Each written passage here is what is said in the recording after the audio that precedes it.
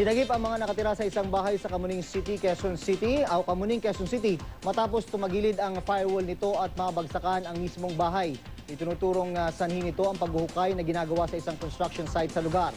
Ang may na balita hatid ni Mav Gonzales.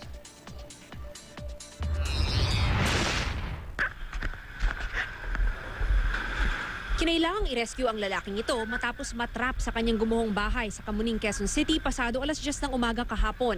Tumagilid kasi ang firewall ng bahay kaya bumigay ang ikalawang palapag nito. Mabilis namang nailabas ang dalawang iba pang naiwan sa loob ng bahay.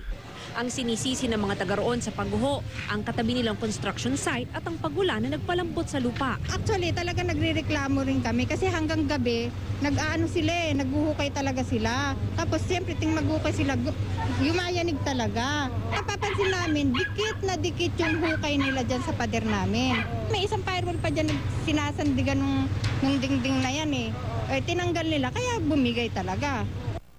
Paliwanag naman ng supervising engineer ng construction site, mahina na talaga ang bahay at wala pang pundasyon. Gayunpaman, sila na raw ang bahala sa pagpapaayos ng gumuhong bahay. Yung existing wall nila, walang foundation, walang column. I-restore yung structure.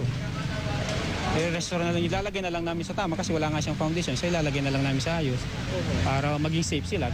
Hihilahin na ng Bureau of Fire Protection ang tumagilid na pader para di na makadisgrasya pa ng ibang tao. Inabisuhan na rin nila ang mga taga roon na lumipat muna ng bahay. Yung gumuho, affected na po yung foundation niya at saka medyo luma na rin yung bahay. Kaya ina-advise natin na hindi na nila titirahan.